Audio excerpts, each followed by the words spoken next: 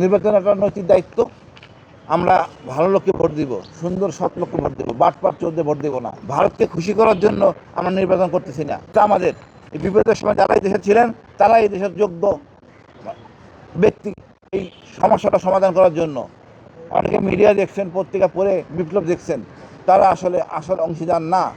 তা আমার খুব এই সময় এসে লজ্জা লাগে। ডক্টর ইউনূস যদি এই কাজ করেন আসলে আমাদের জন্য আমাদের হতাশা সৃষ্টি হয়।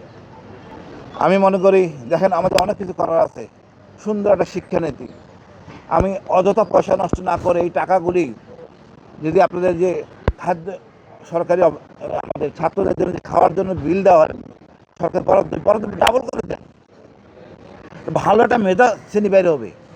5 বছর দেন, ভালো একটা মেধা শ্রেণী বাইরে হবে। আমরা কি করতেছি? আমরা মানে আমি আসলে জানি চোরদের পিছনে টাকা নষ্ট করার কোনো কারণ নাই। এই জন্য নির্বাচন দরকার নাই। ভারতকে খুশি করার জন্য আমরা নির্বাচন করতেছি না। ভারত বলে আন্তর্জাতিক স্বীকৃতি পাবে না তাকে সংযুক্ত না করলে। আমার হাসি লাগে। ভারতকে কোনো রকম কনসিডারই করার দরকার নাই। আমার দেশ আমার মতো চালাবো। ডক্টর ইউনূস সেই জায়গায় আসতে পারেনি এখনো।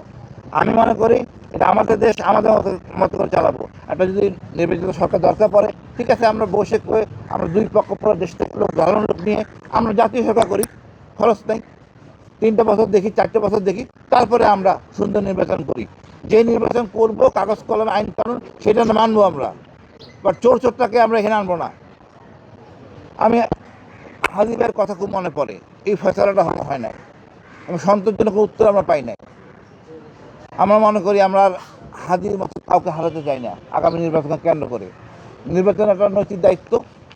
আমরা ভালো লোককে ভোট দিব, সুন্দর সৎ লোককে ভোট দেবো, বাটপাট চোরদের ভোট দেবো না, চাঁদাবাজদের ভোট দেবো না। এইটা হলো আমার ব্যক্তিগত কথা। আর আমার কথা হলো এই নির্বাচনের নামে এত অর্থ অপচয় করার কোনো কারণ নাই।